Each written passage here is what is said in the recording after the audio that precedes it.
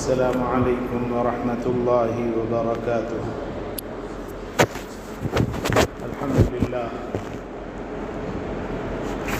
الحمد لله كفى وسلام على عباده الذين اصطفى. أما بعد، فقد قال الله تعالى في القرآن المجيد: أعوذ بالله من الشيطان الرجيم، بسم الله الرحمن الرحيم. يا أيها الذين آمنوا إن من أزواجكم وأولادكم عدوا لكم فاحذروهم وإن تعفوا وتصفحوا وتغفروا فإن الله غفور رحيم. صدق الله مولانا العلي العظيم. عزیزان محترم، قابل قدر اور لائق احترام بزرگوں، دوستوں اور دینی بھائیوں، اس وقت میں آپ حضرات کے سامنے قرآن مجید کی ایک آیت کریمہ کی تلاوت کی گئی ہے۔ حق تعالی جل شانہ نے اس آیت میں اولاد کو اور بیوی کو انسان کے حق میں آزمائش کی چیز بتایا ہے۔ اگر انسان کو اچھی بیوی مل جائے اور اللہ تعالیٰ اچھی اولاد عطا فرما دے، وہ شخص بڑی قسمت والا اور نصیب والا ہوتا ہے۔ اور جس شخص کو راحت اور سکون والی اولاد نہیں ملتی یا سمجھدار بیوی نہ ملے، اس کے لیے زندگی قید خانے سے کم نہیں ہوتی۔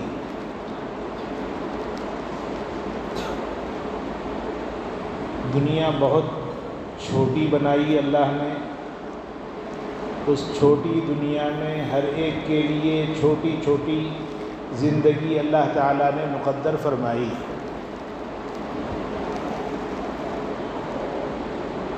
کوئی بھی انسان یہ نہیں چاہتا کہ اس پر مصیبتیں آئیں۔ ہر انسان کی یہ خواہش ہوتی ہے کہ اس کو راحت کی زندگی ملے۔ بعض لوگوں کے نصیب میں، ان کی قسمت میں آزمائشیں ہی آزمائشیں ہوتی ہیں۔ کچھ نصیب والے، قسمت والے وہ بھی ہوتے ہیں جن کے حق میں اللہ تعالیٰ راحت ہی راحت اور سکون اور نصیب لکھ دیتے ہیں۔ حضور صلی اللہ علیہ وسلم نے راحت اور سکون دین کے راستے میں رکھا ہے۔ اسی وجہ سے اللہ کے نبی صلی اللہ علیہ وسلم نے نکاح سے متعلق جب انتخاب کی ضرورت پڑتی ہے، اپنے لڑکے کے لیے بیوی یعنی بہو لانا ہے، تو فرمایا کہ دیندار لڑکی کا انتخاب کرو۔ ماں باپ آج رشتہ کرتے ہیں، زندگی رہی تو لمبا جینا جی لیتے ہیں، اور اگر عمر چھوٹی ہوتی ہے تو وہ تو چلے جاتے ہیں، مگر سہنا اس بچے کو پڑتا ہے۔ اس لیے فرمایا کہ انتخاب لڑکی کا دین کی بنیاد پر کیا جائے۔ اور رسول اکرم صلی اللہ علیہ وسلم نے قیامت تک جن بنیادوں پر نکاح ہونے والا ہے ان کو 4 چیزوں میں بیان فرمایا۔ تنکح المرأة ل40، کسی بھی عورت سے نکاح کیا جاتا ہے تو 4 میں سے کوئی وجہ سے نکاح کیا جاتا ہے۔ ل40 لمالها، مال کی وجہ سے کہ مال والی ہے، مال والوں کی لڑکی ہے، نہ بھی مانگیں گے تو کچھ نہ کچھ مل ہی جائے گا، مکان ملے گا، فلیٹ ملے گا، پلاٹ ملے گا، جائیدادیں ملیں گی۔ فرمایا مال میں کامیابی نہیں ہے، مال کسی کے حق میں اللہ نے لکھا ہے تو مال کے لیے بیوی کے ذریعے سے دینا اللہ کے لیے ضرورت نہیں، اللہ تو یوں ہی دے سکتے ہیں، اس لیے مال کو معیار بنا کر نکاح نہ کیا جائے۔ ولی جمالہا، اور خوبصورتی کی وجہ سے بھی نکاح ہوں گے۔ فرمایا کہ خوبصورتی کی وجہ سے جو نکاح ہوتے ہیں ان نکاحوں کے اندر بھی پائیداری، استحکام اور مضبوطی نہیں ہوتی۔ خوبصورتی والی ناز کرے گی اپنی خوبصورتی پر، اور لڑکے والے اگر بہت خوبصورت نہیں ہیں تو وقتاً فوقتاً طعنے بھی دے گی، میں ہوں جو آپ کے پاس آ گئی، ورنہ تم کو ہمارے جیسے کہاں ملتے۔ اور یہ جو جمال یا خوبصورتی ہے وہ ایک عمر کے حد تک یا چند سالوں کے حد تک اچھا معلوم ہوتا ہے، خوبصورتی سے بچوں کی تربیت نہیں ہوتی، اور خوبصورتی کی وجہ سے گھر کا ماحول اچھا نہیں ہو جاتا۔ تو اللہ کے نبی صلی اللہ علیہ وسلم نے ارشاد فرمایا مال کی وجہ سے بھی نکاح نہ کیا جائے اور خوبصورتی کی وجہ سے بھی نکاح نہ کیا جائے۔ وَلِحَسَبِهَا، اور حسب و نسب کی وجہ سے بھی نکاح نہ کیا جائے کہ فلاں صاحب سید ہے، ان کی بیوی میرے گھر میں آئے گی تو سید زادی آئے گی اور اس کی وجہ سے میرا مقام بڑھ جائے گا۔ فرمایا کہ یہ حسب و نسب بھی چلنے والا نہیں ہے۔ پھر فرمایا وَلِدِينِهَا، اور ترتیب بھی عجیب اللہ کے نبی صلی اللہ علیہ وسلم نے بیان فرمائی کہ زیادہ جو نکاح ہوں گے فرسٹ ون مال کی وجہ سے ہی نکاح ہوں گے۔ آج دیکھ لیجئے کسی کے پاس مال نہیں تھا، اس کے پاس رشتے نہیں آئے، جس کے پاس مال ہے ان کے پاس رشتوں پہ رشتے آتے ہیں، قابلیت نہیں دیکھی جاتی، شرافت بھی نہیں دیکھی جاتی، ان کے خاندان میں ہزاروں خرابیاں ہیں، مال کی وجہ سے وہ خرابیاں چھپ جاتی ہیں، ہنر بن جاتی ہیں، عیب نہیں دکھائی دیتی۔ تو اللہ کے نبی صلی اللہ علیہ وسلم نے جو ترتیب بتائی لِمَالِهَا، زیادہ رشتے مال کی وجہ سے ہوں گے، اور سب سے کم جو نکاح ہوں گے وہ دین کی وجہ سے ہوں گے، اس کو سب سے لاسٹ میں بیان فرمایا وَلِدِينِهَا، اور دین کی وجہ سے بھی کچھ نکاح ہوں گے مگر کم ہوں گے۔ 3 کے بعد کچھ نہیں فرمایا، لِمَالِهَا کے بارے میں کچھ نہیں فرمایا، مال کی وجہ سے چونکہ نقصان ہے، واضح بات ہے۔ جمالِهَا، جمال کی وجہ سے بھی نقصان ہے، خوبصورتی اچھی تو دکھائی دیتی ہے مگر مسلسل نہیں چلتی، حسب و نسب مسلسل نہیں چلتا، اس لیے 3 کے بعد کچھ نہیں فرمایا اللہ کے نبی صلی اللہ علیہ وسلم نے۔ اور چوتھے نمبر پر فرمایا وَلِدِينِهَا، دین کی وجہ سے نکاح کرنا۔ اس کے بعد فرمایا فَاظْفُرْ بِذَاتِ الدِّينِ، ہر انسان چاہتا ہے کامیابی۔ اللہ کے نبی صلی اللہ علیہ وسلم نے ارشاد فرمایا دین والی لڑکی سے نکاح کرو، اس میں کامیابی ہے۔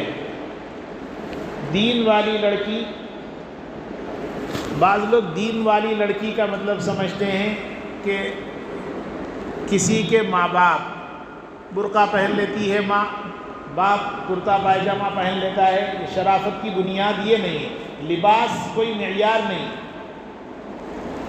بہت سارے مارواڑیوں کو دیکھ لیجئے کرتے پائجامے جس کو وہ لوگ نہرو شرٹ اور پائجامہ کہتے ہیں پہنتے ہیں وہ، تو اس بنیاد پر شرافت نہیں کہی جا سکتی۔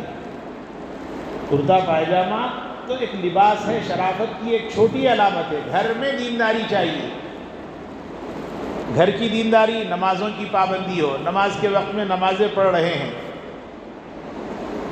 گھر کا ماحول دینداری والا ہے، شرعی گوشے پردے ہوتے ہیں، غیر مردوں کے آنے جانے کا سلسلہ گھر میں نہیں ہے، اور اگر ہے بھی تو دیوان خانے کے حد تک محدود ہے۔ یہ دینداری کے معیار ہیں۔ اللہ کے نبی صلی اللہ علیہ وسلم نے جو ارشادات فرمائے ہیں اس کا خلاصہ یہ ہے۔ تو دینداری کی بنیاد پر جو نکاح ہوں گے وہ نکاح یقیناً کامیاب ہوں گے، اور دینداری کے اندر یہ بھی ہے کہ اس کے والد کے سورس آف انکم، ذرائع آمدنی اس کے حلال ہونا چاہیے، اس لیے کہ جو کھائیں گے اسی کا خون بنے گا اور وہی اثر کرے گا۔ آپ کسی جگہ کوئی پودا پیرتے ہیں، کوئی پودا لگاتے ہیں، تو وہ مٹی بھی دیکھی جاتی ہے کہ وہ مٹی بھی اس قابل ہے کہ وہ کوئی پودے کو بڑھنے دے۔ محرم کے اندر کوئی پودا لگتا نہیں، اور اگر لگ گیا تو پنپتا نہیں، پھلتا پھولتا نہیں، اور اگر پھل بھی گیا تو پھل نہیں دے گا، یعنی بڑا بھی ہو گیا تو پھل نہیں دے گا۔ ایسے ہی کوئی کسی کے ماں باپ اگر خود دیندار نہیں ہیں، ان سے دیندار اولاد کی امید نہیں کی جا سکتی۔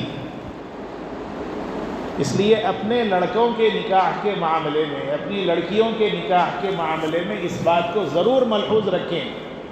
لوگ سمجھتے ہیں کہ اچھے گھرانے میں ہماری بچی پڑ گئی، یا ہمارا بچہ کسی اچھے بڑے گھرانے کے اندر داماد بن گیا تو اس کے حالات اچھے ہو جائیں گے۔ حالات جیسے اچھے ہو جائیں گے آپ سوچ رہے ہیں، حالات بگڑتے ہوئے بھی ہم نے دیکھے ہیں۔ تو مال کی وجہ سے، خوبصورتی کی وجہ سے، حسب و نسب کی وجہ سے حالات اچھے نہیں ہوتے۔ اللہ تعالیٰ کے منظور نظر اور اللہ تعالیٰ کی طرف سے رحمت اور اللہ کی طرف سے توجہ اگر ہو گئی تو پھر اس کے حالات بہتر ہو جائیں گے۔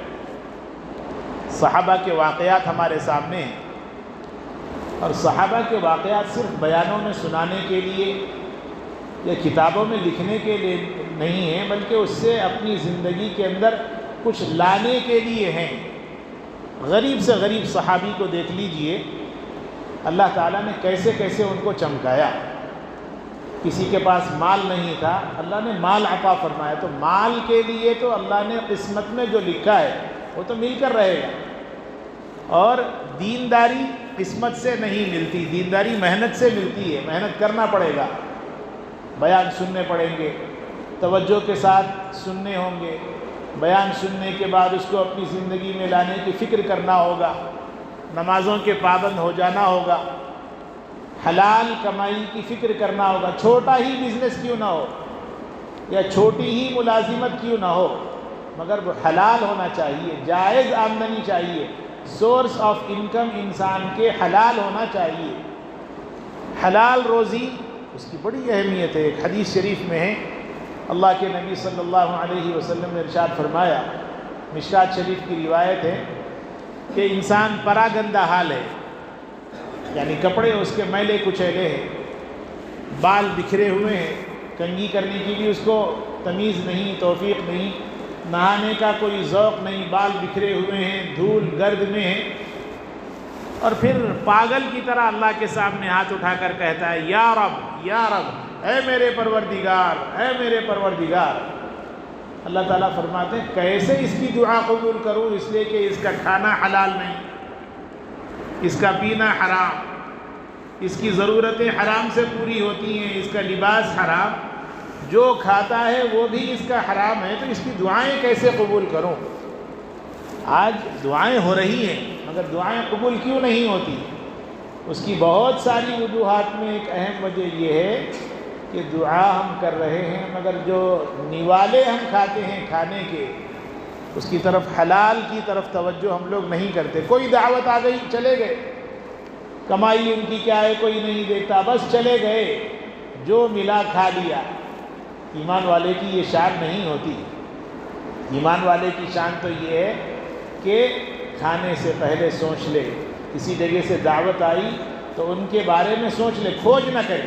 ایک ہے کھوج کرنا، ان کی جاسوسی میں پڑ گئے، ارے ان کے پاس کچھ نہیں تھا، ان کے بابا غریب آدمی تھے، اب اچانک ان کے پاس کہاں سے دولت آئی، یہ بلڈنگ کہاں سے آئی، یہ مکان کہاں سے آیا، یہ کہاں سے آئی، وہ کھوج میں نہ پڑیے، اس لیے کہ آپ ان کے بارے میں جواب دینے والے نہیں ہیں، آپ کی فکر آپ کیجیے۔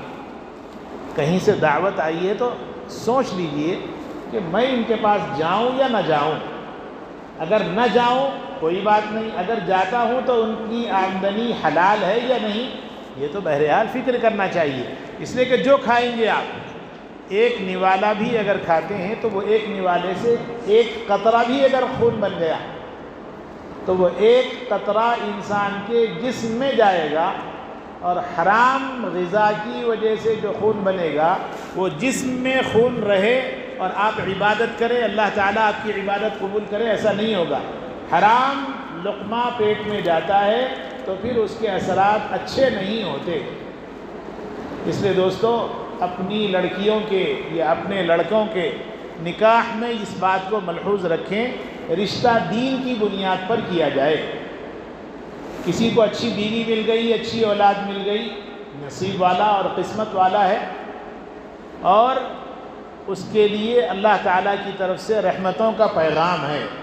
اللہ کے نبی صلی اللہ علیہ وسلم نے ارشاد فرمایا، الدنیا کلھا متاع وخیر متاع الدنیا المرأة الصالحہ، او کما قال علیہ الصلاۃ والسلام۔ اچھی بیوی بہت بڑی نعمت ہے، فرمایا پوری دنیا میں جتنی چیزیں استعمال میں آتی ہیں وہ سب کی سب اللہ کی بنائی ہوئی ہیں، مگر چیزوں میں سب سے قابل، سب سے بہتر، سب سے زیادہ فائدہ پہنچانے والی کوئی چیز ہے تو فرمایا وہ نیک عورت ہے۔ اور نیک عورت فرمایا اگر کسی کو اچھی بیوی مل گئی، اچھی بیوی کی کیا علامت ہے؟ وقت پر نماز پڑھ لے، آپ کے غیاب میں کسی غیر مرد سے ہرگز بات نہ کرے، اپنی نگاہوں کی حفاظت کرے، آپ کے مال کی حفاظت کرے، اولاد اللہ نے دی ہے، اولاد کی ڈھنگ سے دینی تربیت کرے، کپڑے بدلوا دینا، نہلا دینا، ڈائپر چینج کر دینا، یہ دینداری کی بنیاد نہیں ہے۔ اس کو چھوٹے سے چھوٹے وقت میں اس کو بالکل بچپن ہے، 1 سال 1.5 سال کا ہے، اگر لوری سنائے تو لوری بھی دین والی سنائے، لوری بھی نعتیں سنائیں، صحابہ کے واقعات والی نظمیں سنائے، وہ ہے دین کی بنیاد۔ بچے کے کان میں شروع سے الفاظ وہ پڑھے جن کی وجہ سے بچے کی تربیت ہو۔ فرمایا کہ یہ عورت نعمت ہے، المرأة الصالحہ، کہ جس عورت کو دیکھنے سے اللہ یاد آ جائے، جو آپ کے دینی کاموں میں رہبر بن جائے اور آپ کے دینی کاموں میں خیر خواہ بن جائے۔ آپ کے پاس بہت ساری دولت آئی تو پوچھنے لگے یہ کہاں سے آ گئے اچانک، حلال ہے حرام ہے، اس کی فکر اس کو ہو جائے۔ اب تو جو آ گیا بس آ گیا، کہاں سے آیا نہیں پوچھتی۔ مطلب یہ ہے کہ آپ کی زندگی کے اندر جو عورت ہے وہ خیر خواہ ہونا چاہیے۔ کسی نے نکاح کر لیا 20 سال پہلے، ابھی بھی اپنی بیوی کی تربیت دینی بنیاد پر کی جا سکتی ہے۔ اللہ کے نبی صلی اللہ علیہ وسلم نے کئی نکاح کیوں فرمائے؟ حضور صلی اللہ علیہ وسلم نے کئی نکاح اس لیے فرمائے تاکہ امت کو اس بات کا سبق سکھایا جائے کہ آپ اپنی عورت کو ڈھنگ سے، سلیقے سے اس کی تربیت کریں۔ دین کیا ہے، سیدھا ہاتھ کیا ہے، بایاں ہاتھ کیا ہے، حلال کیا ہے، حرام کیا ہے، اس کی تمیز کروائیں۔ بعض لوگ کہتے ہیں کہ بچپن سے ان کی تربیت ہوئی تو اچھا ہے، یہ بہت اعلیٰ درجے کی بات ہے، مگر کسی وجہ سے بچپن سے اگر تربیت نہیں بھی ہوئی تو بھی آپ اس کی تربیت کے لیے فکر کر سکتے ہیں۔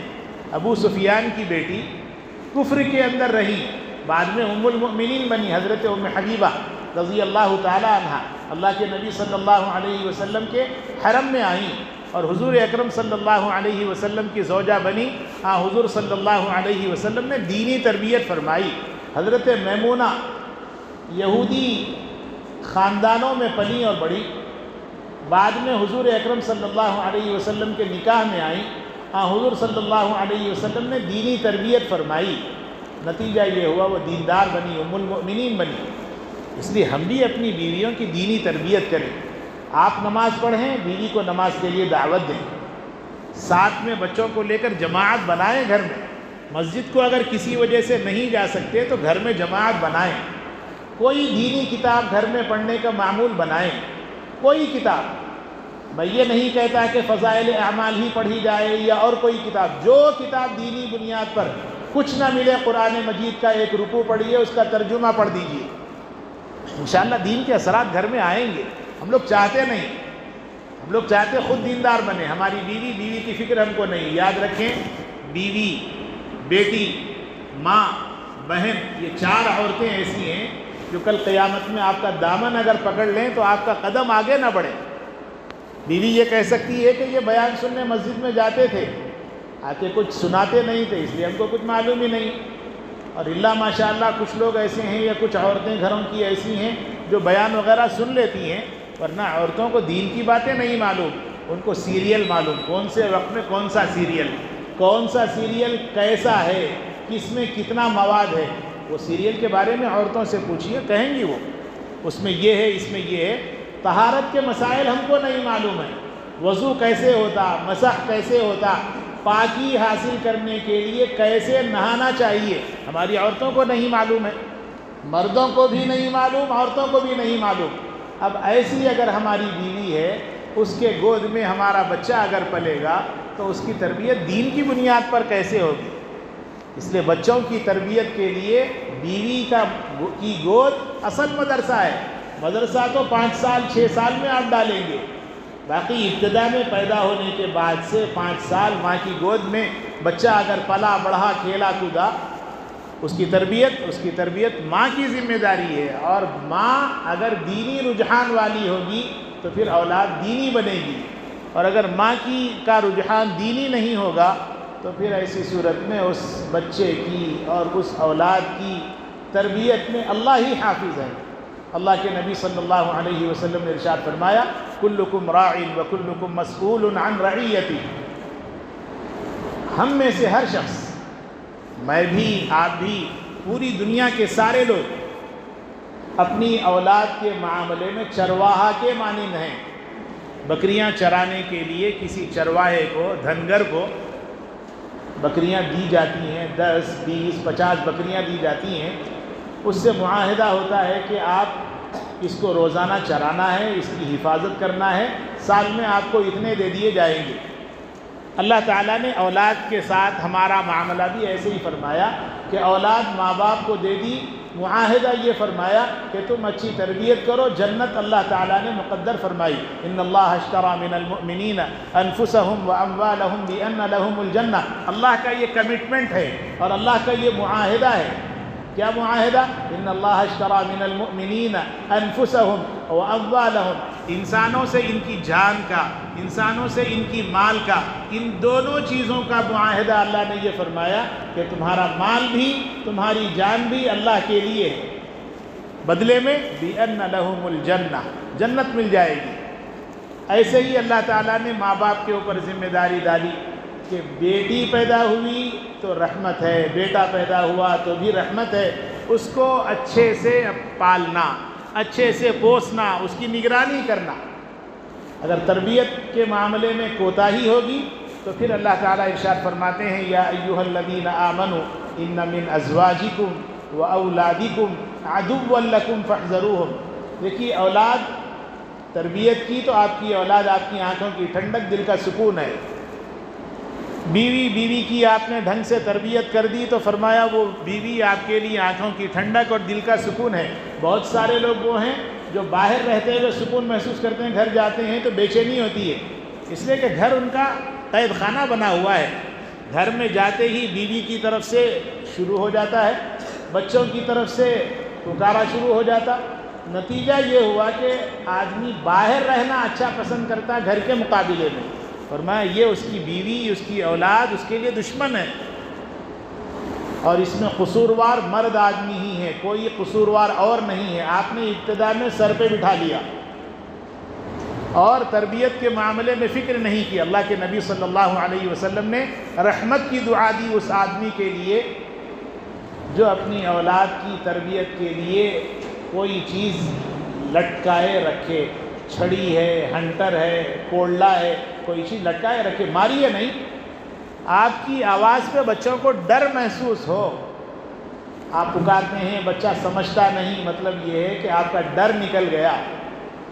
اور یاد رکھیں، بچے کا ڈر اگر بچپن میں نہیں آیا، بچپن میں اس کے دل میں ڈر نہیں بیٹھا باپ کا، تو پھر یہ بچے آپ کے حق میں بڑے ہو کر مفید نہیں بنیں گے.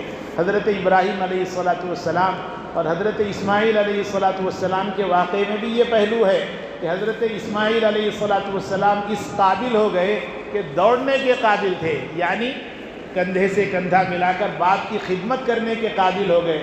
یہ وہ عمر ہوتی ہے جس عمر میں باپ چاہتا ہے کہ بچے میری مدد کریں. یہ کب ہوگا؟ بچپن میں آپ ان کی تربیت کے لیے وقت دیجئے، کوشش کیجئے. آپ بچپن میں آزاد چھوڑ دیے، بیوی کو نہیں دیکھا، بچوں کو نہیں دیکھا، یہاں تک کہ اب بچے بڑے ہو گئے، اب آپ امید میں ہیں یہ میری آنکھوں کی ٹھنڈک بنے، دل کا سکون بنے. نہ، آپ کی آنکھوں کی ٹھنڈک نہیں بنیں گی، آنکھوں کی مرچ بن جائیں گی. آپ کو دیکھیں گے ان کو جلن ہوگی، وہ آپ کو دیکھیں گے ان کو جلن ہوگی. کیوں؟ اس لیے کہ آپ نے تربیت کا جو وقت تھا اس کو ضائع کر دیا. کلکم راع وکلکم مسئول عن رعیتہ. اللہ کے نبی صلی اللہ علیہ وسلم نے ارشاد فرمایا کہ جیسے چرواہا بکریوں کے معاملے میں فکر کرتا ہے، ماں باپ اپنی اولاد کے معاملے میں ایسے ہی فکر کرے. ان کے کھانے کی، ان کے پینے کی، ہر چیز کی ان کی نگرانی کرے. ابتدا میں بار بار ٹوکتے ہوئے اچھا نہیں معلوم ہوگا، مگر بچوں کی جب تربیت ہو جائے گی اس کے اچھے اثرات آئیں گے. جیسے بچہ بڑوں کے سامنے پیر پہ پیر ڈال کے اگر بیٹھ گیا، بیٹے ایسا نہیں بیٹھتے. اور ہر بات پہ بھی نہیں ٹوکنا. آپ ہر بات پہ ٹوکیں گے تو باپ کے بارے میں بچے کے دل میں یہ خرابی آئے گی، ان کا کیا ہے، انہوں ہر بات پہ ٹوکتے ہی رہتے. کچھ باتوں کو نظر انداز کرنا. سب کے سامنے تربیت نہیں ہوتی، اکیلے میں تربیت ہوتی. کھانا کیسے کھاتے، کھانا کھاتے وقت میں کیا طریقہ اختیار کیا جائے، کھانے کے دوران پانی کیسے پینا، دعا پڑھ کے کھانا، دعا پڑھ کے اٹھنا، یہ ساری چیزیں ماں باپ سکھانے کے ہیں. استاد صاحب سکھائیں گے اور کوئی سکھائیں گے. سکھانا تو ہے کوئی نہ کوئی. آپ سکھائیں گے تو تربیت ہے. استاد صاحب سکھائیں گے، تربیت ہے. مدرسوں کو جاتے نہیں تو مدرسوں کے حوالے ہوں گے نہیں تو تربیت وہاں بھی نہیں ملے گی.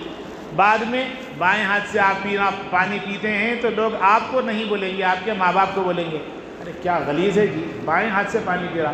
بابا اماں سکھائش نہیں کچھ. یہ تربیت کا پورا اثر آپ کے اوپر آئے گا. اس لیے تربیت معیاری. اللہ کے نبی صلی اللہ علیہ وسلم نے ارشاد فرمایا تربیت کے معاملے میں مکمل ایکٹیو رہیے.